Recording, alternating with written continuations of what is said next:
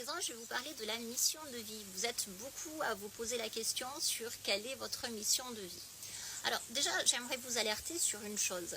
Ne vous attendez pas, quand vous êtes dans la compréhension de votre mission de vie, à avoir des vies prophétiques ou alors des vies comme Lady Di, des vies fabuleuses ou fantastiques.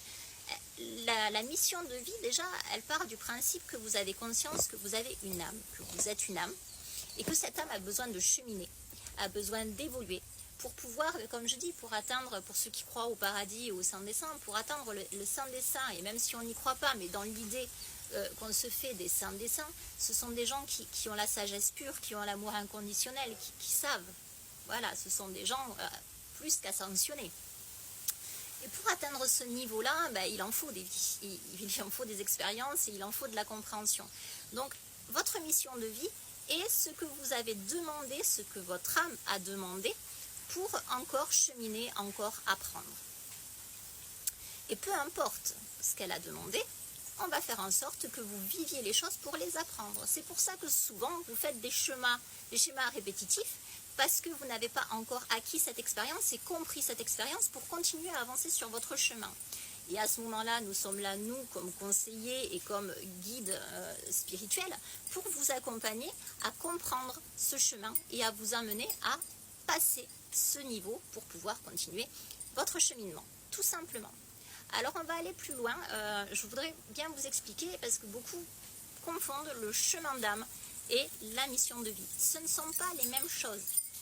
Votre chemin d'âme, c'est le chemin que votre âme a fait et fait dans toutes ses incarnations. Ce n'est pas le chemin de cette vie, c'est toutes les incarnations. Alors, qu'est-ce que ça veut dire?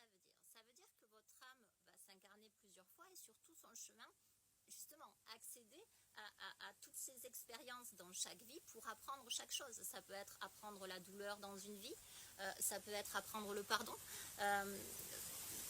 plein de choses comme ça que vous allez apprendre. Alors, dans nos demandes d'incarnation, et on en revient aussi à la mission de vie, puisque l'un ne va pas sans l'autre, quelque part, ma mission de vie fait que je donne encore plus d'instructions à mon chemin d'âme. Voilà. Donc, dans mon incarnation, quand mon âme, puisque l'âme, si on est dans cette ouverture d'esprit-là, parce que si vous êtes dans cette demande, c'est que vous avez cette ouverture-là, votre âme fait sa demande en disant « je veux m'incarner pour apprendre ça ». On va avoir autour de nous une famille d'âmes. Cette famille d'âmes, pour nous aider à comprendre ce chemin, pour nous aider à avancer dans ce que l'on veut comprendre, comme nous, dans notre incarnation, nous aiderons aussi les âmes qui sont notre famille d'âmes. Elles vont dire, ok, je me réincarne avec toi et moi aussi, mais moi j'apprendrai ça, ou je t'apprendrai ça, je t'aiderai pour ça, mais toi tu m'aideras pour ça, etc. Alors on peut très bien s'incarner dans n'importe quel pays du monde. On peut très bien apprendre différentes cultures, c'est ce qui enrichit aussi notre compréhension de l'état d'être et du monde, et qui nous permet aussi de comprendre que nous sommes tous égaux et que chacun a sa partie à faire et ses choses à comprendre, peu importe la culture, les origines. Ça n'enlève pas que l'individu est toujours sur le même chemin en fait d'apprentissage. Donc, et ça nous permet aussi de prendre en considération que quand on chemine, on n'a pas à juger l'autre, on n'a pas à émettre un avis sur l'autre, puisqu'on le prend totalement en considération pour l'expérience qu'il a amenée dans cette vie. Alors j'en reviens, on est là-haut, on demande à s'incarner. Et donc, on va faire cette demande, on va revenir sur Terre. Et toute cette demande va être notre apprentissage. Comment on peut connaître notre mission de vie? Alors on peut le faire en hypnose régressive, comme je le fais, c'est-à-dire que je vous accompagne et vous allez parler avec vos guides, communiquer avec vos guides et comprendre votre mission de vie.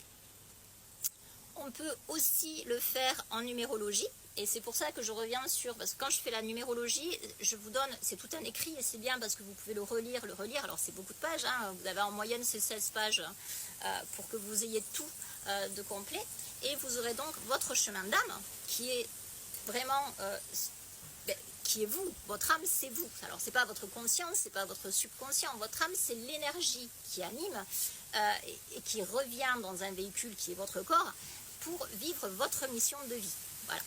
Donc, on va avoir toute cette explication dans votre écrit, quand je fais un écrit sur les chemins d'âme. Et on va avoir aussi tout l'écrit de votre mission de vie, ce qui vous permettra d'avoir tout, de relire, de bien comprendre. Voilà ce qu'est la mission de vie, puisque c'était vos questions. Maintenant, si vous avez besoin de plus d'informations, de mieux comprendre, vous pouvez m'envoyer bien sûr vos messages, vos questions, j'y répondrai avec grand plaisir. Et si vous avez besoin de vivre ce moment, que ce soit au cabinet en hypnose régressive ou que ce soit par écrit à voir votre chemin d'âme et mission de vie, je me ferai un plaisir de vous le procurer. Très belle journée à vous.